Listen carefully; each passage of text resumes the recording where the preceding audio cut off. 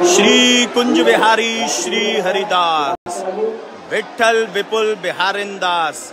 जय जय श्यामा जय जय श्याम और जय जय श्री वृंदावन धाम। वृंदावन धाम को वास बलो जहाँ पास बहे यमुना पटरानी। श्यामा प्यारी कुंज बिहारी जय जय श्री हरिदास दुलारी बोल बांके बिहारी लाल की जय। बरसाने वाली राधा रानी की जय। स्वामी जी महाराज की जय। जय जय श्री राधे। गोविंद मेरो है गोपाल मेरो है श्री बांके बिहारी नंदलाल मेरो है मेरे बांके बिहारी जय हो त्यारी। तो ठाकुर जी महाराज की जय एकादशी पर इतने सुंदर दर्शन है। आज बांके बिहारी जी बने हैं राधा रानी, यानी कि राधा रानी स्वरूप में ठाकुर जी के दर्शन है। कितनी तो सुंदर ठाकुर जी ने पोशाक धारण की हुई है और उससे भी ज्यादा सुंदर जो उनकी ओढ़नी है, यानी कि हमारी राधा रानी की जो ओढ़नी है वो उससे भी ज्यादा अद्भुत नजर आ रही है। ठाकुर जी की असीम अनुकंपा यूं ही भक्तों पर बनी रहे। जिस तरीके से यहाँ पर भक्त लोग दर्शन कर रहे हैं उससे पता चलता है कि भैया बांके बिहारी जी के दर्शनों के लिए और उनके आशीर्वाद के लिए कितना क्रेज है यहाँ पर, यानी कि भक्तों में कितना क्रेज रहता है कि ठाकुर जी के हमें दर्शन भी मिले और ठाकुर जी की हमें कृपा भी मिले। बिहारी जी की कृपा पाना इतना इजी नहीं है, इतना आसान नहीं है, लेकिन उनकी कृपा पाना इतना कठिन भी नहीं। अगर आपका मन सच्चा है ठाकुर जी से, दिल आपने लगाया है, मन आपने लगाया है, आत्मा आपने लगाई है, अपना तन आपने अगर उनकी सेवा में समर्पित किया है, तो भैया आपके नैनों को ठाकुर जी दर्शन नींद में भी दे देंगे। जी बिल्कुल, अगर आपने सच्चे मन से ठाकुर जी से अपना दिल लगाया हुआ है ना, तो यकीन मानो आप निद्रा में भी होंगे तब भी ठाकुर जी आपको दर्शन देंगे। और ये बहुत बड़ी बात है कि निद्रा में होते हुए भी अगर हमें ठाकुर जी के स्वरूप के दर्शन हो रहे हैं, चाहे किसी भी स्वरूप में हो रहे हैं, चाहे बाल स्वरूप में हो रहे हैं, चाहे राजा बने हुए महाराजा बने हुए हों, चाहे राजकुमार बने हो, चाहे राधा रानी स्वरूप में, चाहे गोपी स्वरूप में हो, चाहे ग्वाल स्वरूप में, चाहे छड़ी लेके हो, चाहे महाराज के दर्शन हो, चाहे ठाकुर जी ने शयन कर रखा हो और इत्र की मालिश चल रही हो और वो भाव आपके अंदर आ रहा हो कि ठाकुर जी की इत्र की मालिश चल रही है और हमें ठाकुर जी के दर्शन जो है मिल रहे हैं।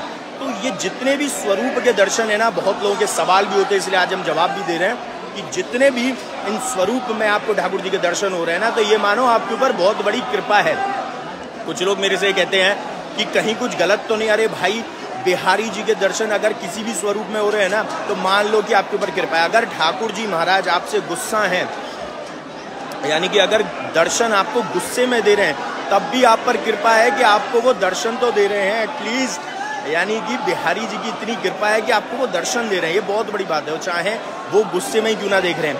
जब एक माता पिता अपने बच्चे पर गुस्सा होते हैं तो वो बच्चे को आंख दिखाते हैं, गुस्से में उनसे मतलब आंख दिखाना या कुछ बोल देना उनको, लेकिन उनसे बातचीत करते हैं। ऐसा नहीं है कि माता पिता जब देखते हैं कि बच्चा कुछ गलत कर रहा है और वो बोलते नहीं, उससे चुपचाप मुंह फेर के निकल जाते हैं। नहीं, अगर बच्चा कुछ गलत कर रहा होता है और वो उसका भला चाहते हैं तो उससे डेफिनेटली बोलते हैं। तो यही मानिए कि बिहारी जी भी आपका भला चाहते हैं और अगर आप कुछ गलत कर रहे हैं, आपको बिहारी जी ऐसे दर्शन दे रहे हैं कि आपके संग कुछ गलत हो रहा है या आपको गुस्से में ठाकुर जी देख रहे हैं, तो यकीन मानो आप पर बिहारी जी की कृपा है, तभी ये चीज़ पॉसिबल है।